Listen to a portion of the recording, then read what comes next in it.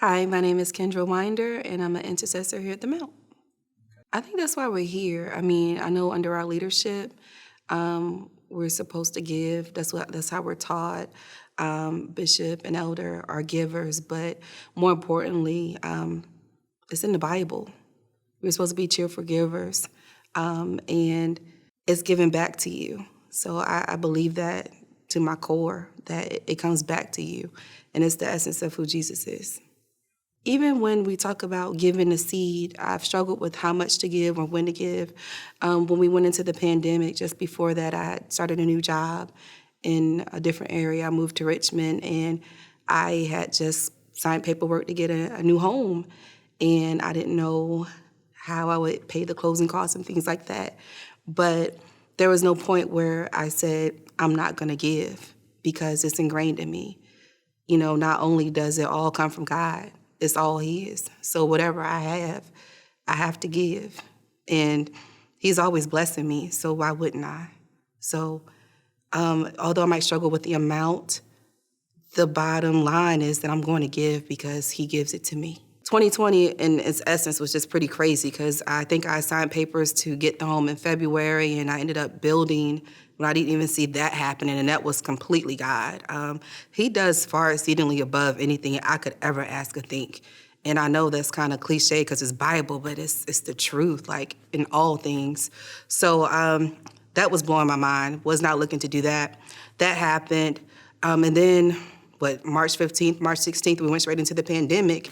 And I came back to Chesapeake and just worked from home, which was also a blessing. I was able to start saving and prepare for closing costs.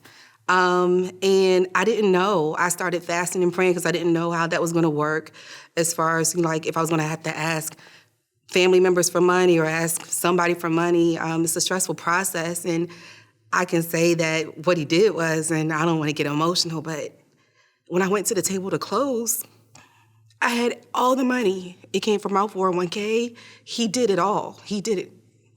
Not one penny was borrowed from anybody. And it's because He's God. He's Jehovah Jireh. He's definitely my provider. So being a cheerful giver, there's no reason why I wouldn't give, because He always gives me. He always provides for me. If I could go back and tell you how stressed I was during that time, couldn't even tell you how stressed I was, but He's never lost a battle, never lost a case, and He's always provided for me. So when people ask me why I give, not just to the church or my tithing or my seed or just to others in need, it's because He provides for me. So why would I have a closed fist when He gives me? To whom much is given, much is required. When you've ever been in need, someone's had to open their hands. They've had an open hand for you. So just have an open hand for them. Even when you don't have a lot, there's always been someone there for you. And who puts them there? Our Father does.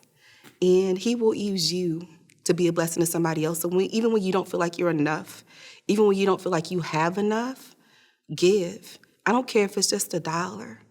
I don't care if it's 50 cents. It does not matter, because that could be the biggest gift you could ever give.